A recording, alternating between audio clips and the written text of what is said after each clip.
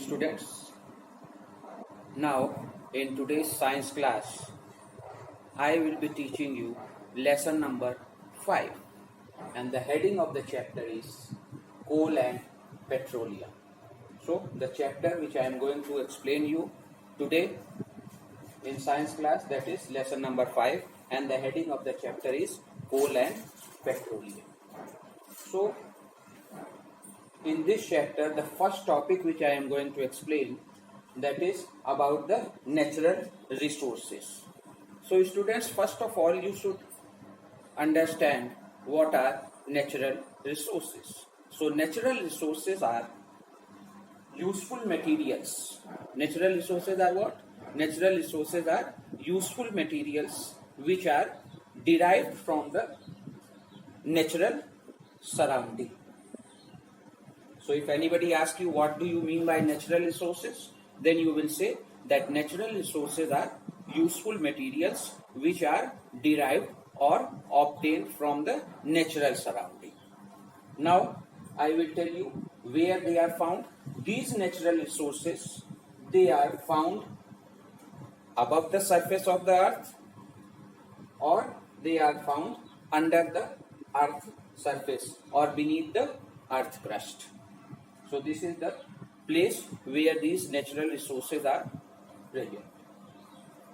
Next important thing about the natural resource, students, which you should know, that is these natural resources, they are available in all the three states of matter, or that is these natural resources, they are found in solid state, they are found in liquid form, as well as they are found in gaseous form or in the form of gases. Now I will tell you about the examples of each of these types of natural resources. So for example, natural resources which are found in solid form, that is like the coal is there, wood is there, metals are there, and minerals, soil, etc. So these are the forms of natural resources which are found in solid form or in solid state. Now, the examples of some of the natural resources which are found in liquid form, that includes kerosene, diesel, petroleum, etc. So these are some of the examples of the natural resources which are found in liquid form. Now, third form of natural resources, that is these natural resources, they are also found in the form of gases or in gaseous state. Some of the examples like the natural gases are there, like CNG, compressed natural gas, and PNG is there, that is piped natural gas. So these are the examples of some of the natural resources which are found in solid state, liquid state, and in gaseous state. Now students, it is also important for you to know some of the examples of natural resources. So some of the examples of natural resources includes air is there, water, soil, see here, air, water, soil, sunlight, metals, minerals, as well as the natural gases and rich diversity of plants and animals. So these are some of the examples of the natural resources which we are obtaining it, or they are derived from the natural surrounding, and they are present above the earth surface, or they are present beneath the earth surface in three forms: solid form, liquid form, and in gaseous form. So this is all about the general introduction of the natural resources. Now the next topic which I am going to explain you, that is about the types of natural resources. So these natural resources, they have been categorized or classified into different types on the basis of their origin, how they have originated. On that basis, they have been classified or categorized into two types. That is, the first one is the biotic natural resource, and second type, that is the abiotic natural resources. So this categorization of the natural resource is on the basis of their origin. So now I will explain you about what are biotic resources.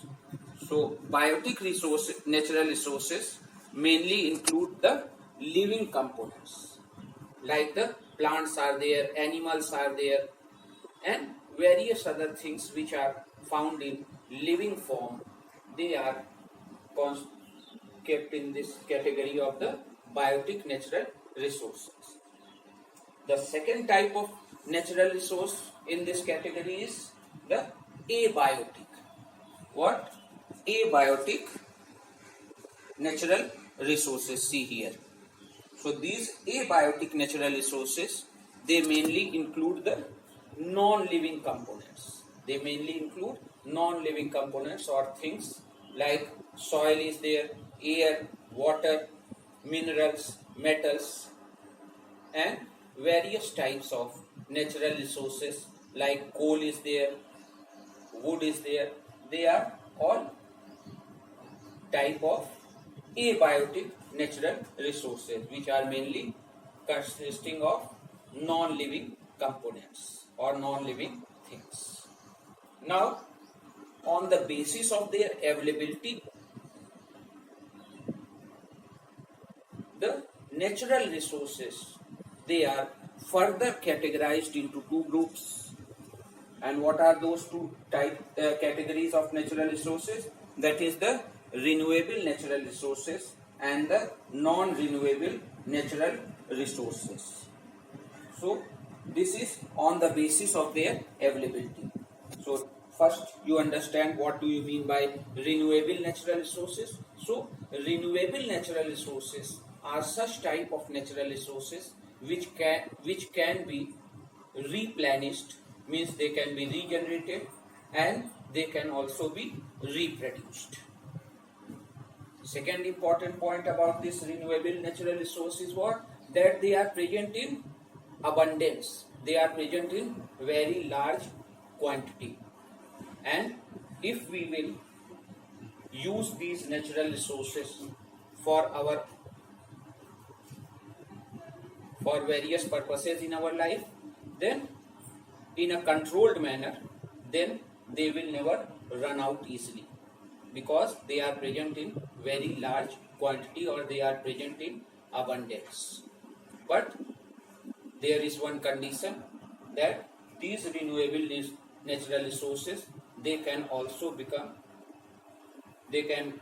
be exhausted, or they will run away, or they will be finished, and they will not be available for our future generations if we will not use them in a controlled manner. If we will over exploit these natural resources, we will use them in an uncontrolled manner, and there will be mismanagement in the use of these renewable natural resources, then they will become exhausted. They will no longer be available for our use also at present, as well as they will also not be available for our future generations. Like for example, students, you see, one example I am giving, that is the problem of deforestation. I think you all know what do you mean by deforestation. That is large scale cutting down of trees or forest. This is what is called as deforestation. So if we keep on cutting down the trees and the forest, and we do not replant the trees, then this renewable resource, it will become change into non-renewable natural resource. It will get exhausted, and these plants and trees will no longer be available to us. Now, the next type of natural resource is the non-renewable natural resources. And these non-renewable natural resources, as you can understand from the word, that is, these natural resources, they are present in limited quantity and they cannot be replenished or reproduced, and in their replenishment very large duration, very long period of time is required in their replenishment or reproduction. That's why they are said to be non-renewable natural resources, and they are present in limited quantity. And for example, examples of these non-renewable natural resources, like the coal is there, wood is there, metals, various types of minerals which are present in the beneath the earth crust, as well as the various types of fossil fuels like petroleum is there. So regarding this, we have to be very careful when we are using these non-renewable resources, because they take very long period of time in their replenishment and reproduction, and hence they are called as non-renewable natural resources, and they are present in very limited amount.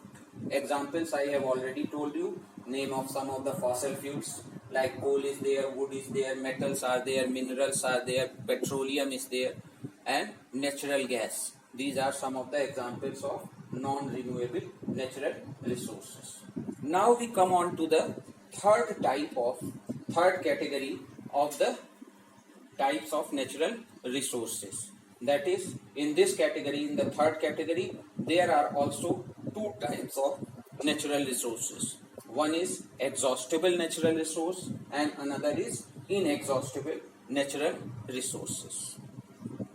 So now students, you understand what do you mean by, first I will explain you about what do you mean by exhaustible natural resources. So exhaustible natural resources are such type of natural resources which are present in limited quantity.